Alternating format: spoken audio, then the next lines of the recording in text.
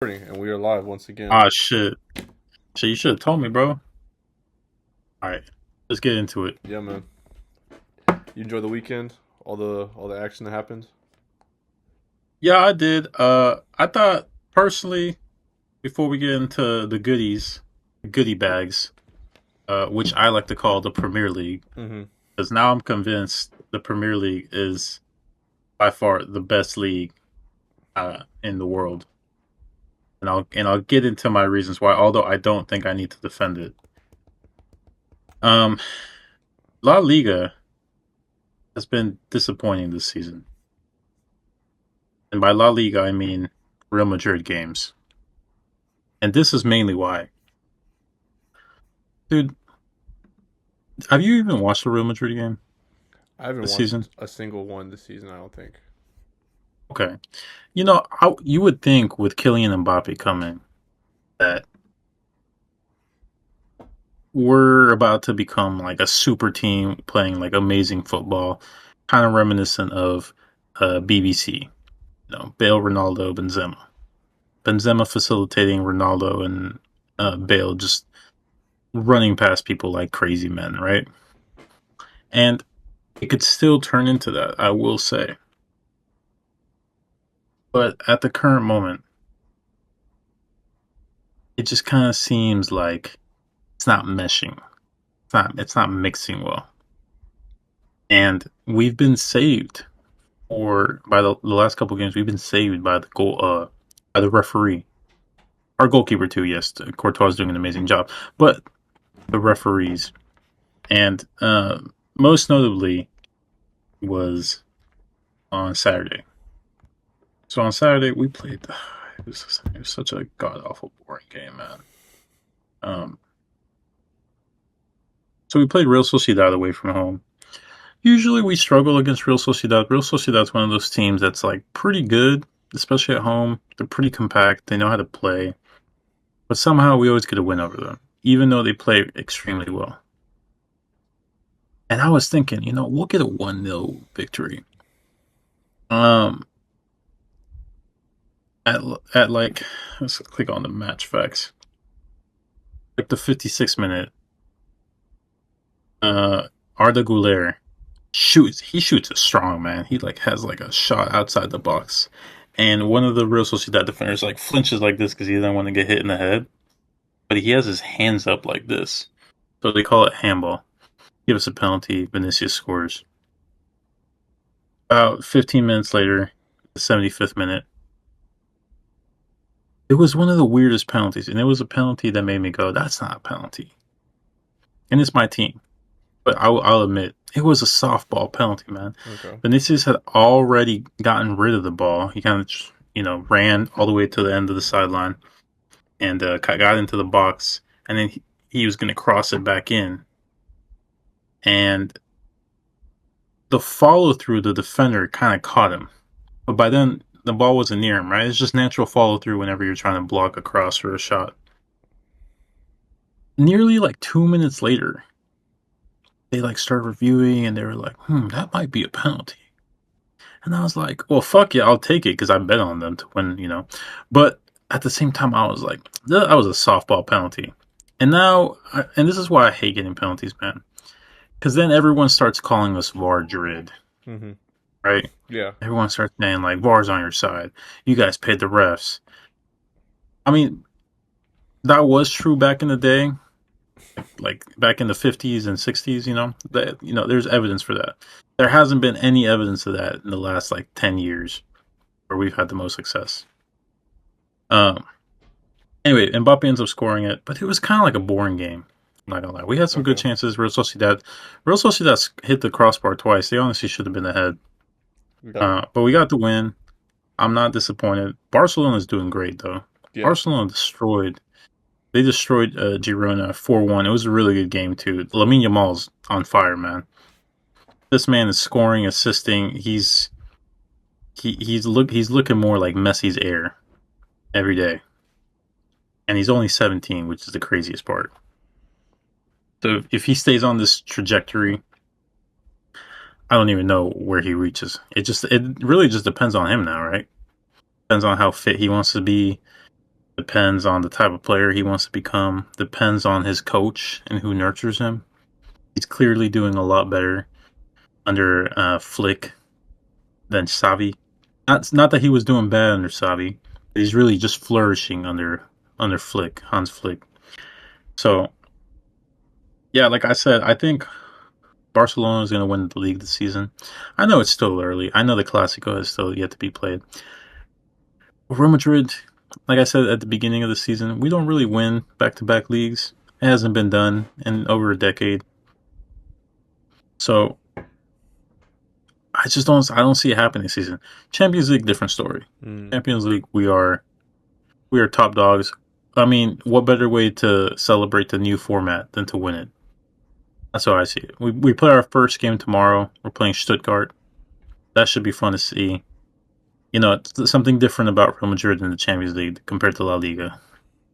So let's see if we get ignited. But right now, I think Barcelona will run away with La Liga, and I'm happy to see Atletico Madrid kind of starting to get it together too. Their big signings and Conor Gallagher and Julian Alvarez scored yesterday, and they're looking like an exciting team. They beat Valencia 3-0 at home. So I think they'll for sure finish third, maybe second. Just depends on how lax Real Madrid gets this season. I mean, keep in mind we only have 2 center backs, dude.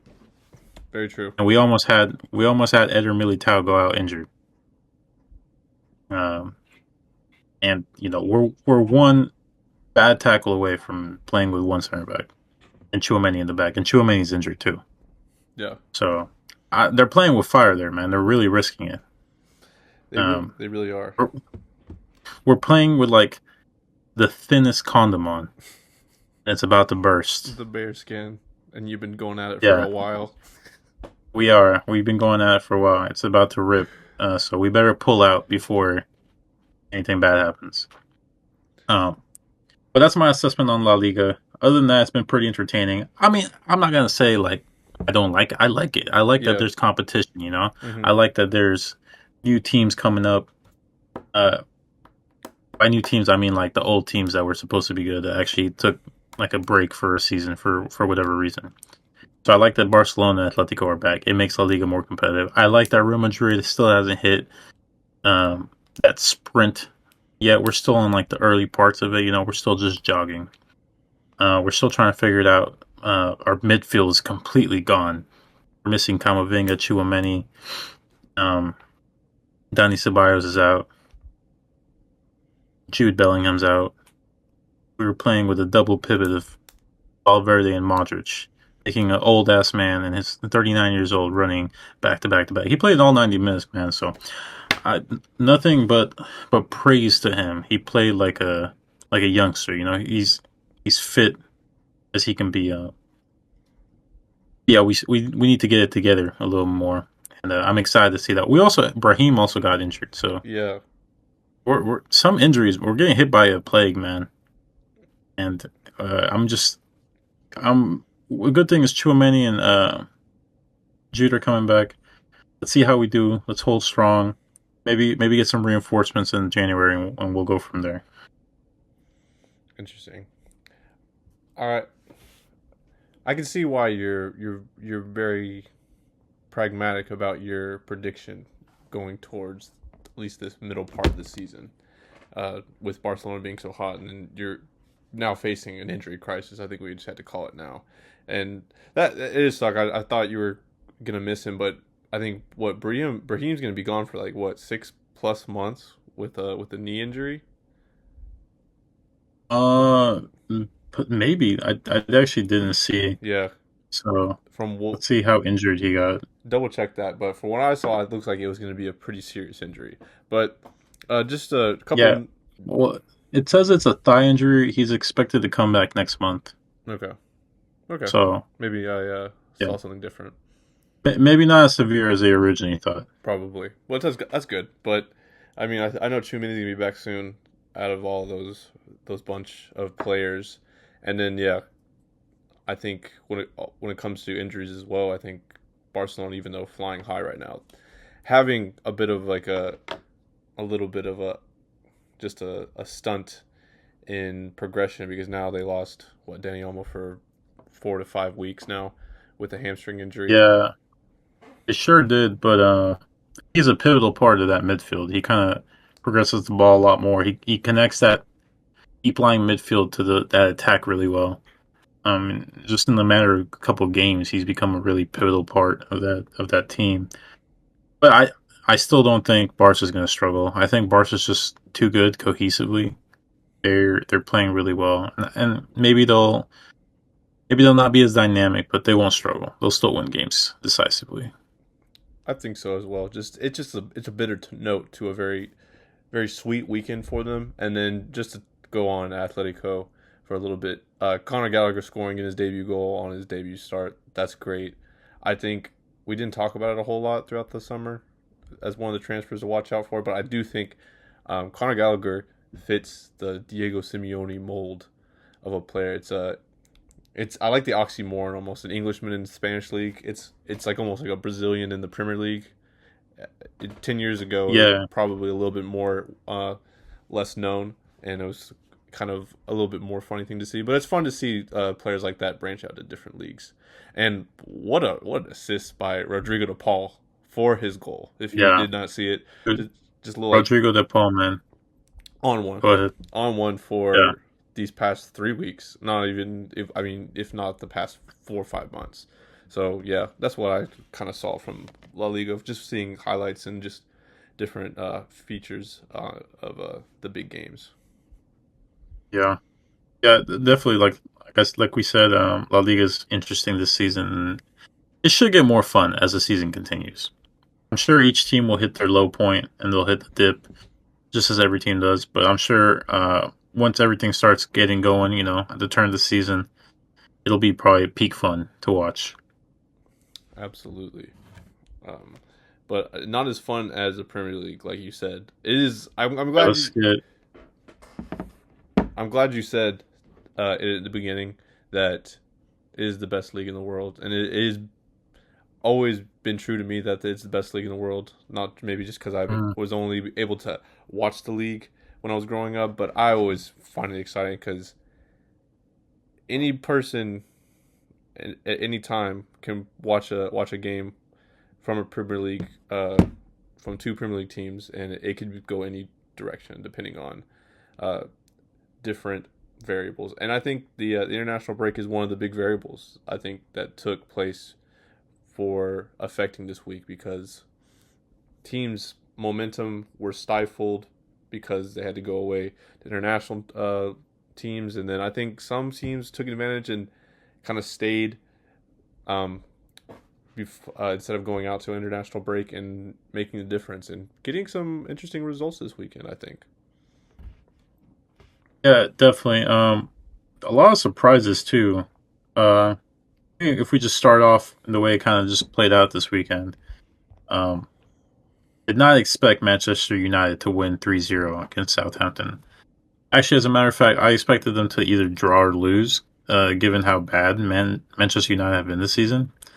I think a big part of that was the fact that Cameron Archer missed a penalty early on, and it just kind of got the ball rolling for Manchester United are a streaky team.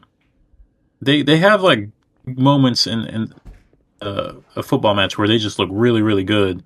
You're like, what the fuck? Where did this come from? Right? Like, why is it for like a flash of 5 to 7 minutes to maybe 10 minutes that you're playing absolutely amazing? And that's what they did. That's all they needed to do. And then Southampton got a red card, and then they made it way too easy for Manchester United to just seal up the win.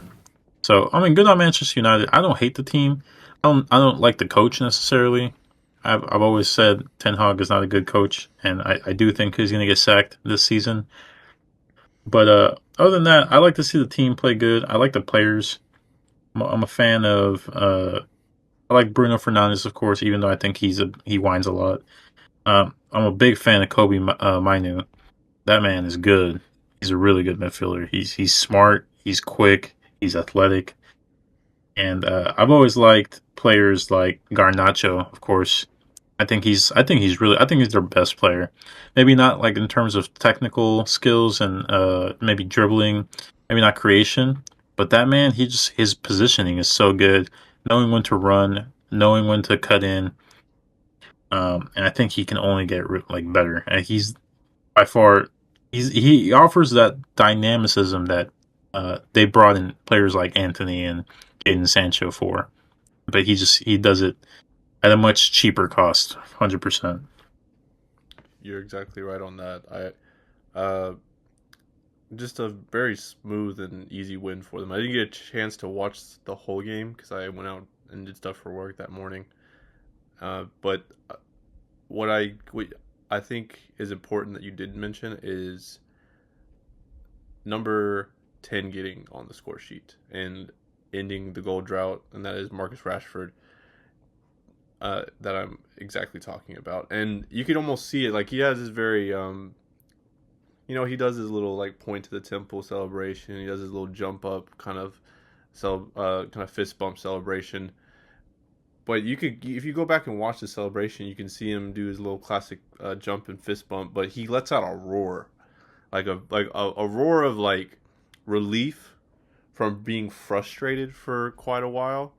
And I wonder if that's me just looking too much into things when it comes to body language and the things with players and psychology, or is that something we need to watch for? Is Rashford finally going to kick on, or is he going to kind of at least enter a streak where he gets hot because he tends to be kind of this patchy player that hits supernova form and then goes super cold. So I think that was one of the things that I took away for that maybe wasn't talked about too much, but Hmm. good on Manchester United getting the 3 points. Yeah, it could happen. We'll see. We'll have to keep an eye on them the next couple games and see how he plays because he's never been a bad player. He's always been pretty good. Uh, he just needs to stay more consistent. And speaking of kind of losing consistency, what a shocker for Liverpool, man! Just when we were praising them and Yeah, I saying, know. they're amazing, they're playing crazy good, fast. I mean, maybe it was a lack of continuity, meaning like the international break just kind of ruined their rhythm, ruined their flow. But I mean, now Arne Slot is going to see what it's like taking a dip in form in the Premier League, and so I think it's good that it happened earlier rather than later. Because yes, you can't give up points at home, especially not the Nottingham Forest. Hmm. I mean, who would have bet that? Even the odd makers had like Nottingham Forest at like plus 900. It was so unlikely to happen, and it somehow happened. So, uh, any thoughts on that? Yeah, I think that was the one game I did watch periodically during my time at work and getting some time to watch some games during that morning. I was perplexed because what I kept seeing is that Liverpool just weren't necessarily being able to break down Forest, and Forest doing an incredible job staying compact. Uh, what I did see from the stat sheet that kind of caught my eye and why it kind of made sense why this was apparent is that Forest dominated the duels. If you look across the line, of course, Liverpool won the aerial duels 21-13, winning it 62% of the time, which is impressive. But of course, they have Kunate, they have Virgil van Dijk. But when it comes to like overall duels, was taken by Forest, and more specifically the ground duels. 42 ground duels won, 64% success rate compared to Liverpool's 24, and has a 36% success rate, along with 6 dribbles completed with a 55% success rate. That just shows me that Forest were kind of matching what I saw with my eyes. They were being more aggressive. They were being more industrious and trying to make life difficult for Liverpool and their players, and then also not being afraid, being able to take them on because they do have individual quality that can make a difference. I think this. I mean, like we talk about again, this is the Premier League. This is the best league in the world. A team like Forest, who's sitting seventh at the right now, but was was almost got relegated last year, is able to pull a result like this and then have a player to do that with Callum Hudson-Odoi. I mean, the finish was impeccable. I think you can't take that away from him. I don't think two Allisons in the net could have saved that. That was just a kissed off the post and just a perfect finish. So uh, I just think they did their best, and then Hudson-Odoi took his chance, and fair play to him. But like you said, we'll have to see. First wobble for Liverpool under Arne Slot. Yeah, you make a really good point. And not only that they win a lot of duels, they won a lot of tackles. They made 30 clearances, and they had 3 blocks as well compared to Liverpool, who had 0 blocks. So maybe just a little more engaged in defense because they had to be, because they were expecting an onslaught of Liverpool to come. And they just got rewarded for good play. They got good. They got rewarded for a good hustle. And like you said, I mean that no one's stopping that goal. So I think it was impressive to say the least. And we'll see how Forest's confidence builds from this game, Mm-hmm. and we'll see how Liverpool handles this game too mentally. Um, one team that doesn't need any mental confidence, and certainly a player who doesn't need any more confidence, is Erling Haaland right now, who's just on a ridiculous, scoring streak that we first saw from him 2 years ago when he first got to the Premier League. Remember, he was scoring a hat trick, and he was on pace to break the record by miles, and he ended up breaking the record, but just slightly. So, no, I don't think anyone doubts that Erling Haaland is a good player or extremely good finisher. But one thing I will say though, right, that at least 2 seasons of seeing him play in the Premier League have shown is this man is only human. So he will gas out at one point. No, and it's no surprise that he took the summer off. He didn't have any international tournaments to play, so he's fresh, right? Let's see if the long season, see if Pep is smart about playing him and resting him, and see if he can stay fresh. Because if you can keep Erling Haaland fresh, you're almost certainly winning the league, and you're almost certainly winning maybe another trophy on top of that, whether it be a League Cup or a FA Cup, maybe even a Champions League. So I hope he has a chip on his shoulder because the Ballon d'Or was robbed from him that year. He won the treble. I hope he's playing with a chip on his shoulder. I hope he's still hungry to win more, despite the fact he's already won everything pretty much. And yeah, we'll see how they develop. But other than that, I mean, 2 good finishes from him. This man he makes finishing look so easy, Mm-hmm. and I think that's kind of what I like about him. On top of other things, just a freak of nature athletically as well. He just makes the goals he scores so easy. Like it's almost like everything he touches is just it turns to goals. Like his first goal he scored, it just deflected perfectly into the net.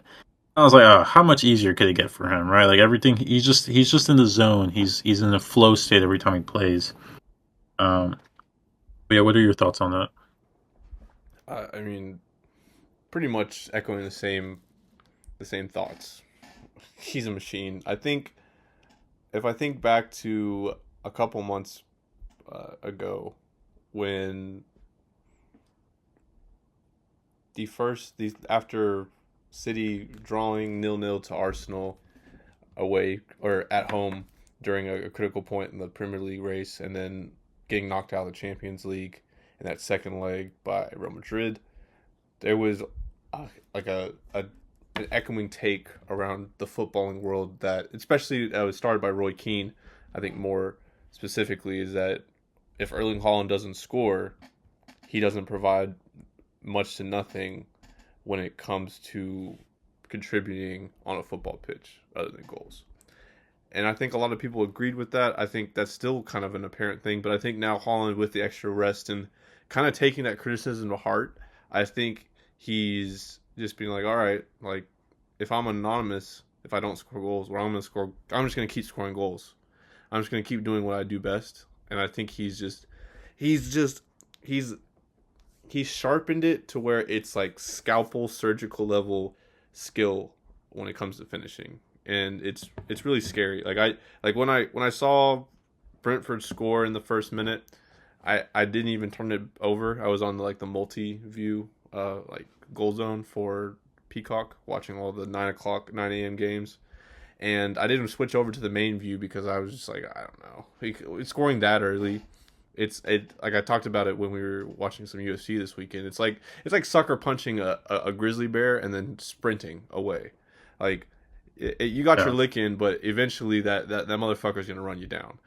And yeah, it's really gonna be interesting to see since Holland and City are playing so well, and without Rodri. He rested Rodri only, for special occasions like next week. So this is going to be interesting. Um, City are scary, and Next week's gonna be big. yeah, it's going It's to gonna be be a big game. it's going to be huge. So I don't know what to think, but other we can talk about some of like the 9 a.m. Uh, some of the moments that we had from all those games. Wasn't that memorable, but what was memorable was the funnest game of the weekend. I think hands down. I think we can both agree what it was. Yeah, exactly. It is Villa versus Everton. Did you get a chance to fully watch that game? Yeah, I watched the whole thing. And so I think we talked a little bit about this, and I was saying when Everton went 2-0 up. I mean, I forgot who they played the other day that something similar happened. It was So Bournemouth. they played Bournemouth, right? They played Bournemouth last week at home, or I guess before the international break at home. They also went 2-0 up, and it looked almost certainly like they were going to win that game. Almost certainly, right? And I mean, Everton's just having a terrible start to the season at this point, right? I mean, to get destroyed by Brighton at home, to get then wrecked by the Spurs away, and then to just lose against Bournemouth like that, where they scored 3 goals on you in the span of 10 minutes.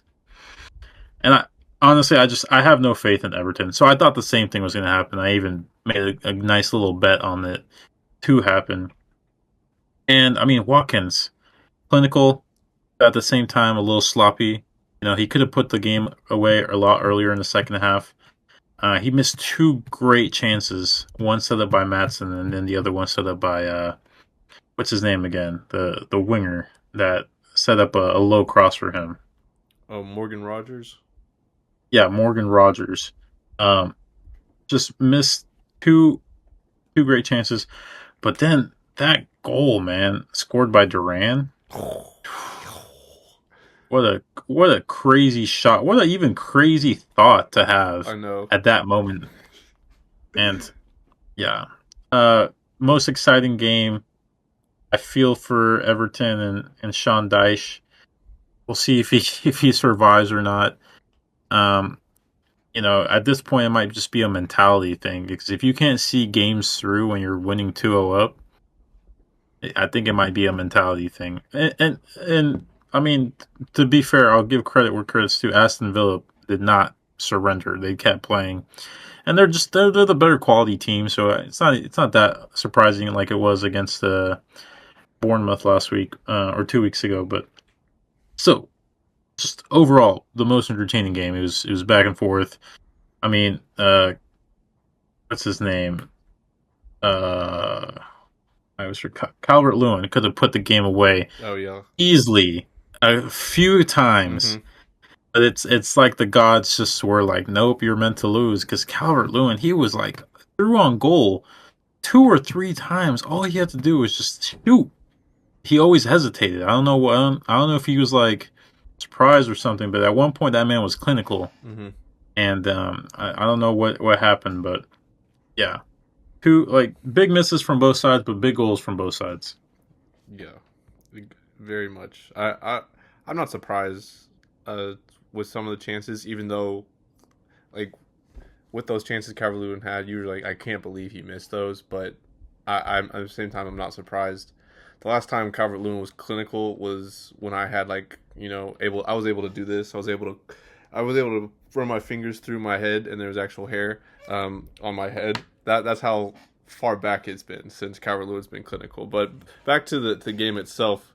Yeah, Duran, former Chicago Fireman, former MLS player, hats down. That was an incredible finish. The confidence not only to take the number 9 shirt this season, as a bench player really under Wally because you have to put him under Ollie, like, especially with the season Ollie had last season, and to come on. I mean, he scored 8 goals last season, but he's what's his stat line right now? Like it's something crazy. Like yeah, no, it's four games and 3 goals, and that's Yeah. hot because not all of those are starts.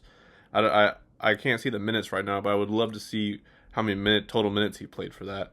But yeah, it looked like Everton were going to do something here because they were doing really well in the first half, and Dwight McNeil getting an assist and then dispossessing Onana, getting his first goal.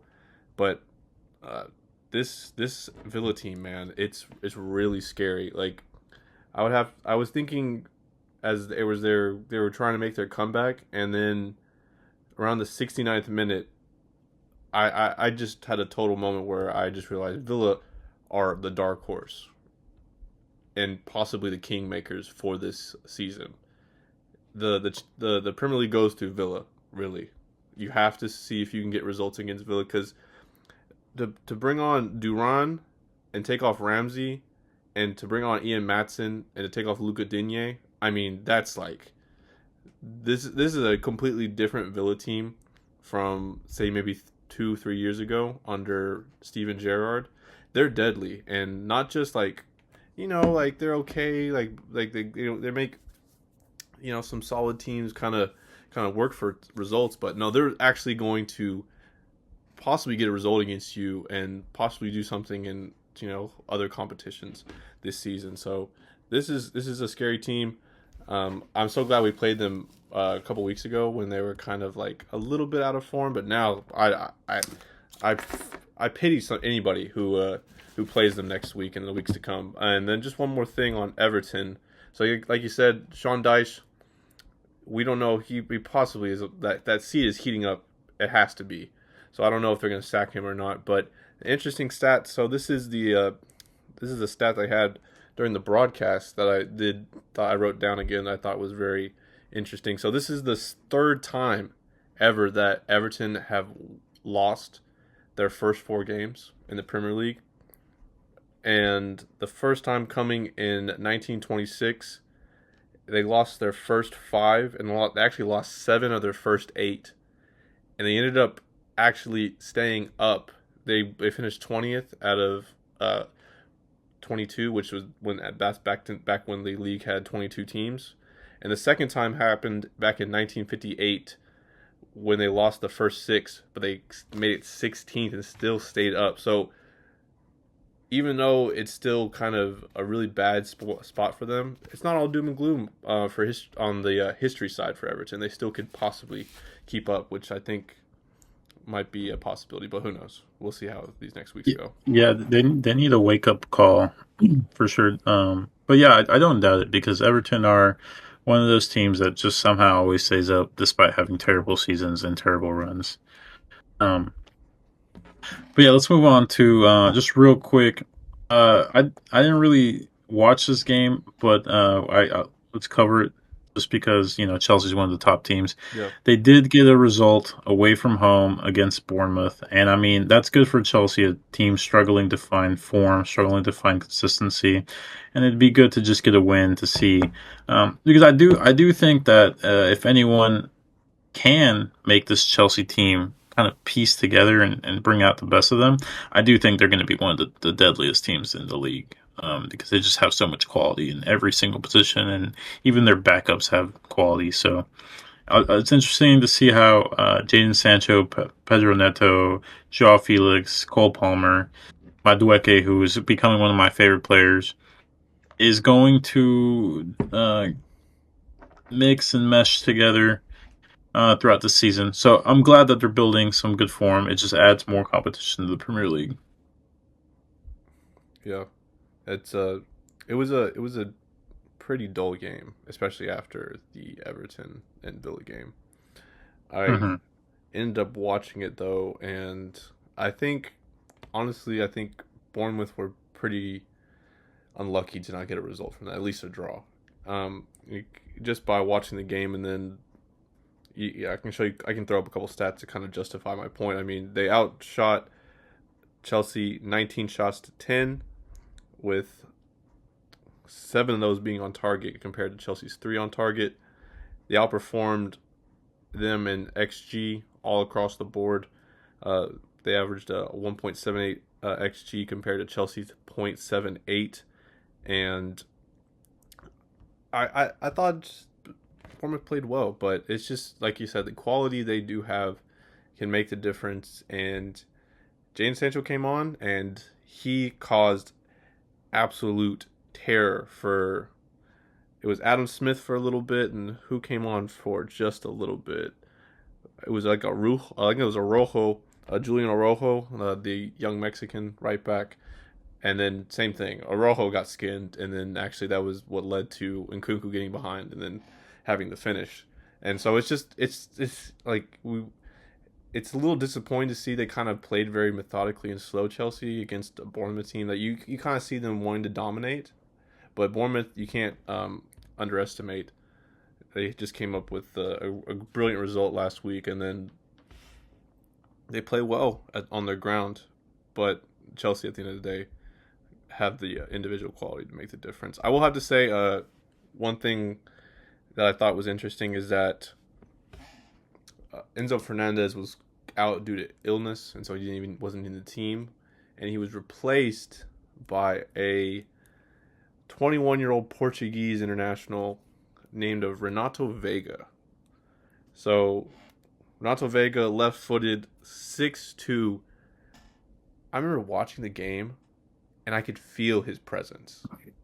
Like sometimes you can just see midfielders or certain players, center backs, strikers, wingers, when they're just a little bit above the average player when it comes to physicality. And Renato, being at 21, has all the physicality, and he played decent, and he had a great celebration. He, like, embraced the Chelsea Chelsea fans in the away stands, and actually got a yellow card for it for excessive celebration. So I think the Chelsea fans are going to start to warm up to Renato Vega for having like a decent debut like that. And then what is that going to do for Enzo Fernandez, the $100 million man, now having potential competition? And I don't know, like, can you drop him for a youth product player? Like, this Yeah, is it'll be a something. questionable call. There's some points I like to ponder upon. That is a really good point. Like I said, I've never really liked Enzo Fernandez. I think he's a decent player. I don't think he was ever worth 120 mil. And I think Chelsea just bought into the hype. I mean, that's back when Todd Bowley had just bought the club, so I understand why he bought into the hype, but I don't really think he's all that great. But I mean, we'll see what time says, right? Yeah. Maybe he'll end up being better. Maybe he's still finding his form. I mean, definitely catching some injuries, so not a good way to build stability and form. But Yeah. Have you seen I want, but mhm. just to quickly point on to Chelsea real quick before we move on. Did you see the reports that there's possibly some infighting between Bowley and the head of the investment I group? did, yeah, and they're trying to kind of just settle to see who's going to buy the other one out. Yeah. So interesting, right? Yeah, right. But it makes sense because I mean the club's not doing great, and I'm sure. I'm not saying that that's the reason for the tension, but I'm sure that doesn't help. Mm-hmm. If the club was doing really good, maybe there would be a lot more harmony. But I'm sure there's conflicting thoughts of how they should go forward, and that's good. That means that someone's saying, "Hey, shit's not going the way you said it was. We need to change direction, or we need to make minor tweaks." And I think that's good for any club. So we'll see what happens. Chelsea's such a complicated club now. So many aspects to it. They got so many assets, so much money being pumped into it, and it wouldn't surprise me if someone gets mad. One rich guy gets mad at another rich guy. Mm-hmm. But I did want to get your thoughts on probably one of the most anticipated games this weekend, which was Arsenal and Tottenham. I didn't watch this game, so I'm completely curious of what you thought about it. Okay. Well, 1-0 to the Arsenal. There we go. We got it. So I actually am really thrilled about this result. I think this is probably one of the better results I've ever seen from Arsenal, period. And I've been watching since the late Wenger days. If somebody wants to look at my track record, I think this is huge. Like, this is huge because we went out into Tottenham. You know, our two best midfielders are out. Our next best option that we just brought in, Mikel Moreno, is out.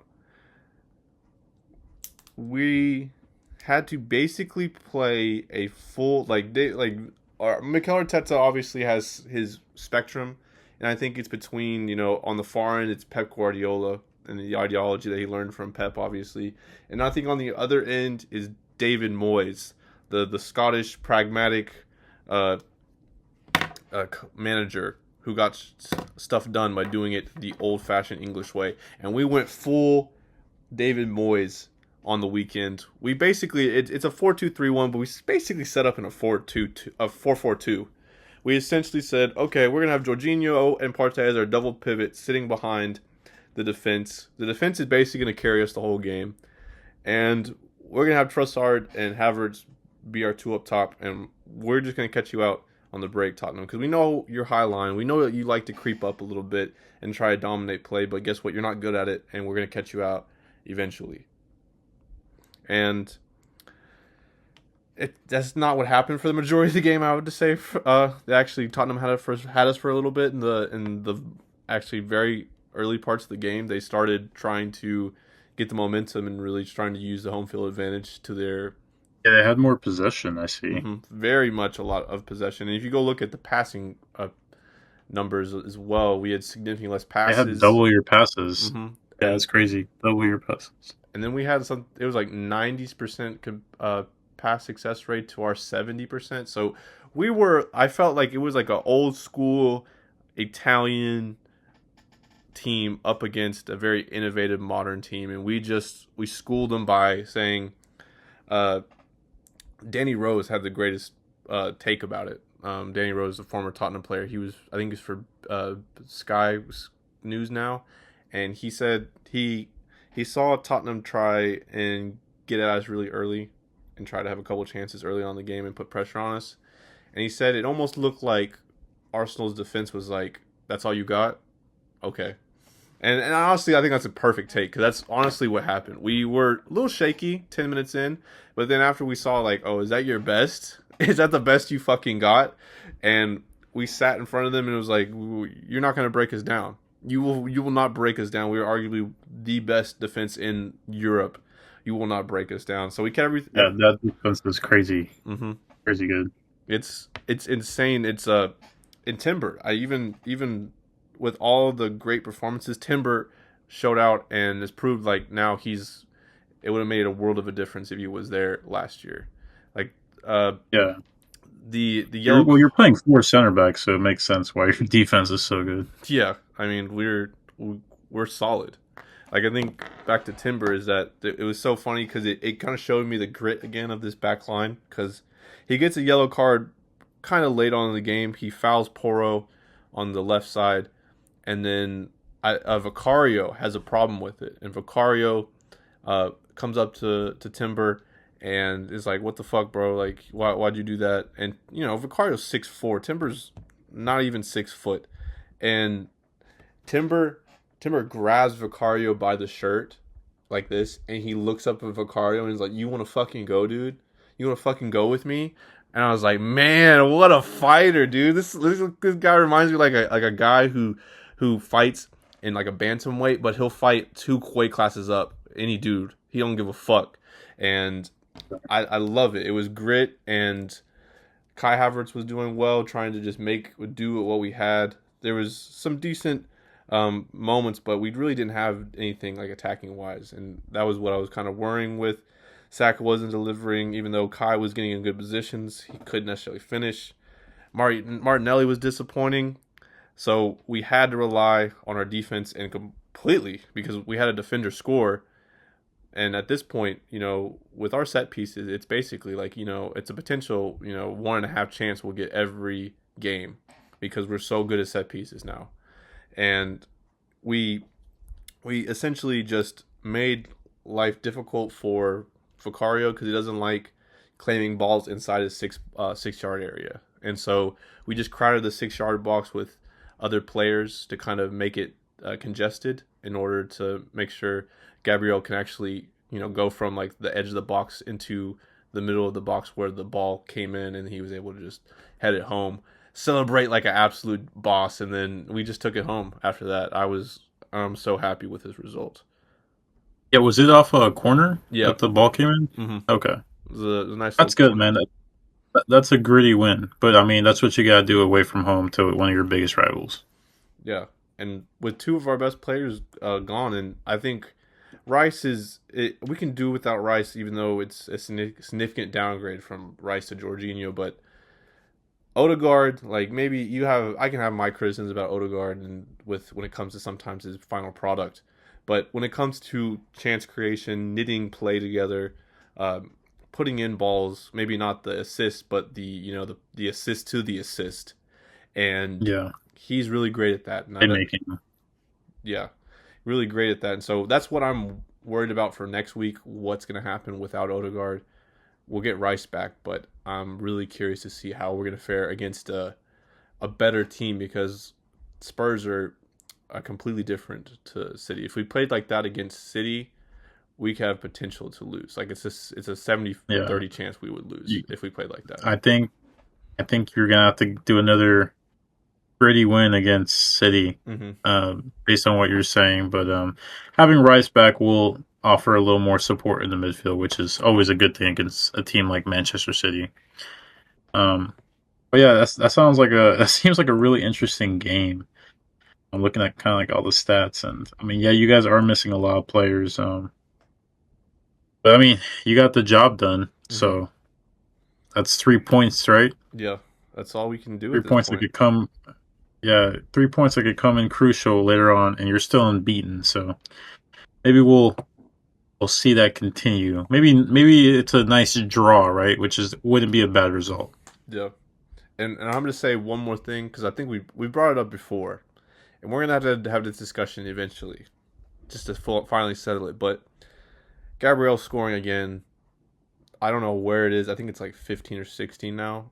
He's been out Mhm. for goals, but the most goals scored by a defender since 2020 when he came to Arsenal. It's like 15 or 16 in all of top five leagues of Europe. And you can stat check me on that, but that's a major stat, and I think you got to put respect on it. I know Saliba's big top dog, but I think Gabriel, dude. Gabriel deserves his praise, and for like I talked about it on one of the shows, for to not being a first choice between Militao and uh, what's his face, the other their center back Marquinhos, not getting a Hmm. start between those two. I mean, for fair play to them, but I think Gabriel gets underlooked, in my opinion. Yeah, he does. I mean, he has uh pretty. When you look at his stats on player traits, his goal stats is like almost maxed out. He's at 92%. I don't know how they measure it, to be honest. But his defensive, it's just funny because his shot attempts and like chances. Like, so he has like low chances created. He has 50% aerial duels, ones 29% defensive actions, but he has 92% goals and 82% shot attempts compared to other center backs. So that's the key stat when Mm-hmm. compared to other center backs, right? Yeah, So he's an attacking beast when it comes to other center backs, is what they're trying to say. And I mean, that doesn't surprise me based on the stat you just said. yeah, very interesting stuff. But that's all I had to talk about when it comes to my team. Um, did you have anything else about anything from the Premier League? No, we covered it all. I didn't watch Wolves and Newcastle, so um, those are two teams that can always have the potential to get hot. Yeah, Newcastle scored two really great goals to come back. That's all I have to say about that. So that's like something to worth watching if you like, if you're like me and you sit down for a meal and you like to watch every goal from match week blank of the Premier League. If you like watching those videos on YouTube, if anybody relates to that, it's one to watch out for. Yeah. But Oh yeah, definitely. yeah, definitely. So I think that's all I really want to talk about for now because I think I'm ready to hear the next segment and the list that you talked about. And for people that are not listening, the context is that so we're here to finalize uh, of a video that we did earlier in the summer, which was the transfer 11 that we did for some of the best transfers of this summer window. And now we're here to finalize that list. And Brent, he's, kind of brought up some names and a different 11 for us that we can kind of talk about and debate upon. All right, cool. Let's get this started. Share my screen. And here we go. Can you see my screen all right? Yeah, I can see it. Perfect. All right. So I can't see you anymore, so I won't be able to see your funny facial expressions. Mm-hmm. So you're gonna have to guide me through with what you're feeling. Okay. Okay. But the first one I got is a man who did amazing in the Euros, and he's also been pretty solid overall. And he got himself a transfer to Liverpool. Marmar Dashvili. I think this guy was really good in the Euros. Took a Georgia team far beyond expectations, and I think he definitely gets the other top spot, the second half top spot of the summer transfer. What are your thoughts on it? That's a pretty good one, Mamadashvili. Like I said, I don't necessarily have any. I don't have someone to compare with at this point because I obviously didn't bring my list myself. But I think Mamadashvili has done well. I mean, I remember in the Euros, and I think where did he go to exactly again? I was kind of scrolling through the different. So he plays for Valencia, Okay. and he went to Liverpool, but he got loaned back to Valencia because they obviously Allison's going to be playing, so they want to they're investing in him, but they're saying keep building yourself. Okay. We're not going to get interfere with your progress. Okay. Yeah, that's what I remember. I remember watching him during the Valencia Atletico game this weekend, but I didn't remember where I watched him in play in which game. So yeah, that's a decent one. I can't complain. One for the future for Liverpool.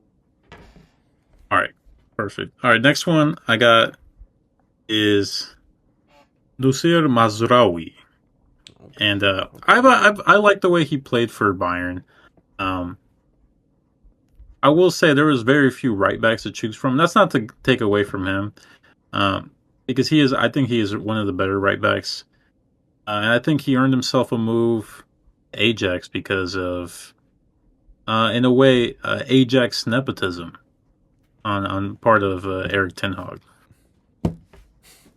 I could definitely say so. I think they probably wanted to go away from Wan-Bissaka just because he can't provide anything going forward. But This guy's actually pretty decent going forward too.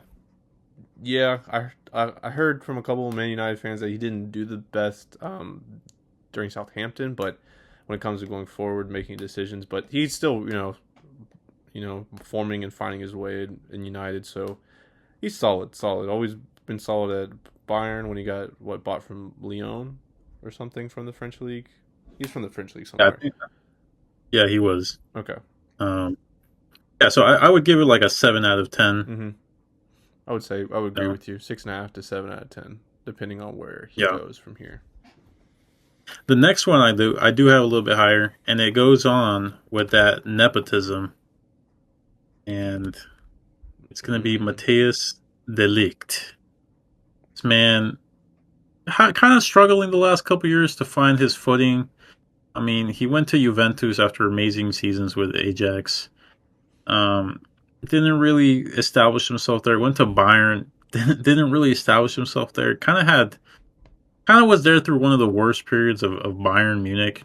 Now he's going to an even worse team, but I do think he's still a quality player. And we'll just have to see how Eric Ten Hag gets the best out of him. I do think he's an upgrade over players like Harry Maguire, Johnny Evans, and Rafael Varane. And so pair him up with um, what's his name? Lautaro Martinez. Not Lautaro. What's his name? Martinez. I can't remember his first name. But pair him up with him, and I think they'll make a good partnership, kind of like they had back in Ajax. Okay. What? I blanked on his name as well, but I'm looking it up right now. So as I'm Lisandro. Lissandro. So you were close. It was an L. So that's why it tripped me out for a little bit. I was like, it's not Yeah, Lataro. I was like, what is it? So yeah, Delict. I'm not much to speak on Delict. I think he's been a prospect for a long time and it's a good buy. I think that's now like a 7.5, depending how it goes. Because I think Delict has potential, but it's weird. We've seen him get offloaded by Bayern, by not Juventus. These are yeah. stables, stable like European giants. And why hasn't he been a a first choice captain almost in the back for them yet? It's really weird. Yeah, I mean, a lot of criticism. Maybe bad coaching, maybe bad fits. But he's still young. He's only like 23, so he still has a lot left to prove. And I mean, center backs can play for a little bit longer. Um, so I think maybe the Premier League will toughen him up. And I think we may still see the best out of him. Okay, all right. Who's the next center back? All right, this next guy, I've only seen glimpses of him, and the main reason why I picked him was because he went to Team Ronaldo. Yeah, So he's going from RB Leipzig. He's only 24. He's French. Simagin. He's going from RB Leipzig after they had pretty mid season, I will say. But I was impressed with him when I saw him a couple games last season, especially against big teams. And I've been saying Al Nassr needs to get a good center back because Laporte and whatever other guy they got back there that has risen through the ranks of the Saudi Pro League, it's not going to beat Al Hilal, and you need to toughen them up. So this guy, he chose the money over legacy, and I can respect that. yeah, okay, yeah. Simican, I'm not too familiar with him, other than like I bought him in like a Football Manager save, maybe a couple months Hmm. back. So that's why I know the name, but I know nothing about him. So we'll have to see. Going down Nassar, getting the check. I don't hate it either. Yeah. Next player, another player who chased the money, rather because no team wanted him really. Uh, Joao Cancelo. I mean, this man went from being bad at Barca to getting paid at Al Hilal. I mean, and it's not even that surprising because no team wanted to, afford his wage. But I do think he's still a quality player going forward. I think he's terrible defensively, I will say. I think maybe a little bit of an attitude problem that, like Pep said, Pep does tend to clash with players who don't see the same vision, kind of adhere to his policies and his styles of play. So I do think he's a quality player, though. I'm just roasting him a little bit, but I do think he's a quality player. Yeah, he is quality. He's. I'm trying to look up all of the different transfers to the Saudi Pro League because the Saudi Pro League really cleaned up this this transfer window as they did last transfer window. But yeah, to get someone as flashy as João Cancelo and to add him to the best team, and they bought a couple of people which are interesting. But yeah, Cancelo, I'll miss him in the Champions League because I just loved him when he played like a lesser opponent and just able to push forward and just basically be like a second left or right winger depending on where he was on the Yeah, pitch. I'll miss him too. I'll miss him leaving huge gaps in Barcelona's defense. All right, let's move on to another guy. Actually, a really good transfer in my opinion. Julian Alvarez going from Hmm. Manchester City to Atletico Madrid. I think it fits him. I mean, he's going to have one of the best Argentinian coaches of the last couple decades, maybe of all time. He's definitely top five on there. And I like Julian Alvarez. He's a warrior. He's a fighter, and he's going to go to a warrior fighter team. I do think that Diego Simeone can get the best out of him and maybe turn him into what they were expecting João Felix to be. Yeah, potentially. I'm Atletico have a pretty good success rate when it comes to forwards, so it's not a bad decision to go to Atletico, given that Julian's kind of like I have nothing else to lose. Like, might as well just try something. Let me try to be the main man. Let me try to unlock that achievement as a team. Yeah, be the star player. Mm-hmm. He definitely has the potential for it.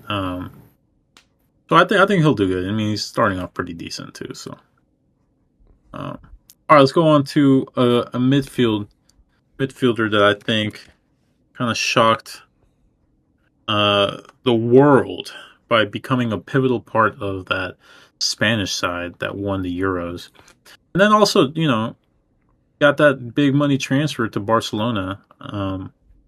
I think he's like doing it so good, man. I mean, he really impressed me in the Euros. I always thought he was like pretty like. I mean, I knew he was good, but I never really was like, oh, he's super good. But now I think he's really good. I think he's playing with a lot of confidence. He's playing with a lot of flair. He's a European champion, so man's good. Man, so good. I I was at some point. I'll reveal this. At some point during the summer, I was thinking about like putting out a little short clip or a video, or just bring up this take while we were gonna have a show at one point. But my the take was essentially is like, why does Danny Olmo deserve the number 10 shirt? Because he was playing with the number 10 shirt with Spain during the Euros uh, this past tournament, and at the beginning, I was realizing like, is he really worth the 10? Like, does anyone else not want to kind of challenge him for that 10 shirt since it's kind of iconic? And man, I'm so glad I didn't say that because that thing would have aged like milk. He did so well, and he totally justified wearing that 10 shirt. Yeah. Big surprise, but yeah, I mean, I thought similar things. Maybe not the exact same thing, but I also thought was like, is he really like one of their best players? I mean, he shut me up, and he got his reward. So good on him. I think he'll do really good at Barca too. I'm not even mad about him going to Barca. All right, so Um, left side all now right, next or right side? next player. Yeah, next player. Another good guy. I think Gundogan Ooh, going back to Man City. I think it was a good move because it was free. He reunited with probably, I mean, the best team in the world, arguably in terms of football quality, and the best coach in history in terms of, accolades and playing style. So, good move for him. Good player. Didn't really mesh with Barcelona too well because of the mentality clashes. And I think, he's pretty much done all he can, and so I think he deserves to go wherever he wants. And I think that's a good steal for free. That's a good deal. Who doesn't want Gundogan for free? no, that's that's such a value buy, or not even a pick. It's not even a buy; it's just a pickup since it's free. I and yeah, he hasn't even made an appearance yet. He hasn't even made an appearance on the bench yet. I just took a look, but when he does, he's impact. No matter what, no matter if he's gonna give you like a good like 60 to 70 minutes. If you don't have like a Yeah, he'll give you a game winner, maybe, right? He'll yeah give you a game. He can change games really quickly. yeah like whether that be like giving you a good solid chunk of a full 90 starting or coming off the bench. Like either way, he's dynamic either way. Yeah. Let's go to my other winger. I think we can both agree that this is actually a really good move. Getting away from fucking that toxic Manchester United locker room, toxic coach, and going into like different type of toxic locker room, different type of toxic club, uh, where they just buy everyone. So we'll see how he does with playing time. But I do want to see Sancho succeed because when I saw him at Dortmund, it just reminded me of how good he was. And I mean, who doesn't want to see a good player play good, right? Play well, play to his potential. So I think that's a great pickup from Chelsea, and I'm excited to see Sancho get back to his best form. Now, hopefully, it'll happen with Chelsea. Yeah, hopefully so. Do you think he'll they'll put him out on the right because his first start against Bournemouth they put him out obviously on the left where he's done most of his damage for the most of his career. And that's kind of interesting because now it's kind of you're mixing between him and Pedro Neto, and you bought Pedro Neto, so I think you probably are more incentivized to start Pedro and give him more minutes since you put more money up front for him. So I don't know. What do you think about that? Yeah, I mean that's a really good point with the Pedro Neto thing. The reason why I put him on the right side in this lineup, that's where he kind of played his best with Dortmund last season. You saw him play on the left a little bit, but that was they really saved that spot for him. I'm blanking on the player, but they saved that spot for another player in the Dortmund side. So I think the best performances we saw from him against PSG came from the right side. Best performances we saw from him all season were really from the right side. So maybe they're playing him on the left, but I do think he just adds a different dynamic when he's playing from the right and he goes all the way up and then cuts back in for a striker. So we'll see how he evolves this season. Maybe there's a way you can play both Pedro Neto and Sancho. I know Madueke is playing crazy good, but maybe there's a way you can fit them all in, and it'll take some crazy mastermind to piece that together. Mm-hmm. Interesting. So we closing out the midfield or the front three now?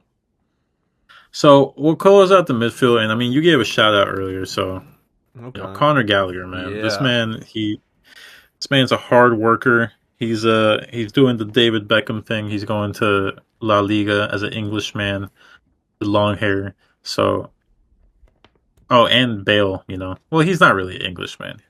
Anyway, I think he's I approve of this because going from a team like Chelsea, who doesn't have an identity, to Atletico Madrid, who very much has a strong identity, I think is only beneficial for a growing young talent like Conor Gallagher, who has a lot of potential and just needs to find consistency. And I think this is a team that he can really kind of make his own, especially when he starts adapting to the language, adapting to the playing style, and adapting to the culture and everything. So I think it's a great move from Atletico, and I think it's a value buy as well, given that they traded Joao Felix for him in a way. Mm-hmm. Yeah, we'll have to see. He's so energetic. Like he just has the legs for an Atletico Madrid side because just dealing with their training regimen and the amount of miles they put in is just disgusting. So you need like a certain type of player to accept that type of mentality. Yeah, we'll see how he does. He started off well, so I do think maybe they can, Alvarez and Gallagher can push Atletico to kind of challenge for the title a little bit. So we'll see as the season unfolds. But my last guy, and I don't necessarily think this was a great transfer place, like destination, but I do think in the time crunch of it all, it was a good finesse from this team. And we have Victor Osimhen, Oh, okay. who's tearing it up in Okay. the Turkish league for Galatasaray at the moment. He's scoring goals off, I think either from a starter or off the bench. I don't know, but he's scoring goals, and I mean that's a team that already won the league last season by 102 points. So this team's already stacked, and now you're bringing on Victor Osimhen. Such a stacked team, such a good player, and I do want to see him get back to his best because he was kind of depressed at Napoli. So I think he'll have a good season in Galatasaray. He'll get back to his best, and then he'll come back to Napoli because I think it's just a loan.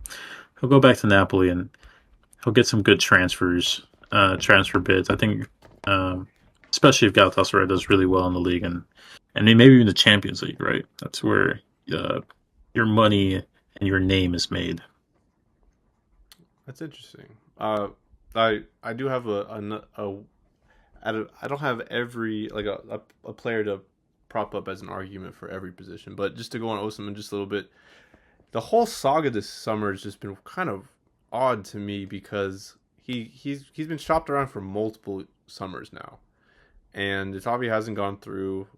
Chelsea were looking like they're about to close a deal, but they probably were just like, oh, we just can't afford him. We just can't go that much into debt, even though we are in debt already. But I don't know. I don't know if it's because we took a look at him Arsenal. I don't know if it's the fact that he's he's not a great when it comes to like character wise, or if he's just a little bit difficult because it seems like no one wants to go after him now. Even Yeah, they're just not willing to pay the money and the wages. So, and he is asking for a lot. So, and I mean, Napoli do want to get compensated properly. So, all that factored in, yeah, I mean, it makes sense, especially because now he's known to have somewhat of attitude problems, right? yeah, but if you're looking for a move away, maybe next year. I don't know. Maybe that's not the case. Maybe I'm thinking differently, but I just was kind of confused that we had all this stuff go on, and then at the end of the day, he goes to Galatasaray and he signs a new deal. Like he signs a new 3-year deal, and like, does that just mean he just was kind of just being a crybaby and wanted some more money, and or was just is he in the position where he's like, oh, I don't even know if I may get like the money I want if I move, so maybe I should just stay here and just double up. So I don't know. I think he might have just sold himself short, but I mean, as long as he plays good at Galatasaray, makes builds up a little bit of that damage to his reputation, I don't think he'll have problems getting signed to another team next season. It's just who's willing to pay for it, right? Who's willing to pay for it? And where is he willing to go? Because at the end of the day, he had bids from Saudi Arabia, and he chose not to go. Okay, all right. Well, that's an interesting 11. I do have to ask though, before we move on, where do you think? Because I'll bring up the player. Do you think Ivan Toney? Do you think he comes? Did that ever come in consideration when you were picking that 11, or was Osimhen just Yeah, head and yeah. shoulders Ivan above? Toney did come in. He did, but Osimhen is just a better player. Overall, he's better in the air. He's better with his feet. He's quicker. He's younger. Ivan Toney. I hope he enjoys his retirement in Saudi Arabia. And I mean, yeah, that's good that he got his money, man. I Yeah, can't no, get like I said earlier. I don't get mad at people for getting their money. I no, applaud them. Soccer's a short term sport, so make the most you can of it. Feed your family. If you're not going to go down as a great, go down with a big bag of cash. yeah, no. I mean, it's funny to think, retired at 28, which is, I mean, essentially like he's set up for life. But I mean, he did cause Team Ronaldo to drop points this last weekend, so that's interesting too. I would say. He sure did. He sure did. And I'm an Al Nasser fan just because of Ronaldo. I'll make that very clear. Yeah. All right. Okay, so thank you guys for watching. Uh, I hope that you liked the kind of second part to that transfer. We didn't go into detail as much, but I do still think that's a credible list. I would have to agree as well, but I hope you appreciate everything, and then we'll get some more content out for you guys and get this episode out as well. So appreciate watching and tune in next time. And we'll cover Champions League on Friday. Oh shit, yeah, because the Champions League is back. I totally forgot about that. Champions League on Friday. Peace out.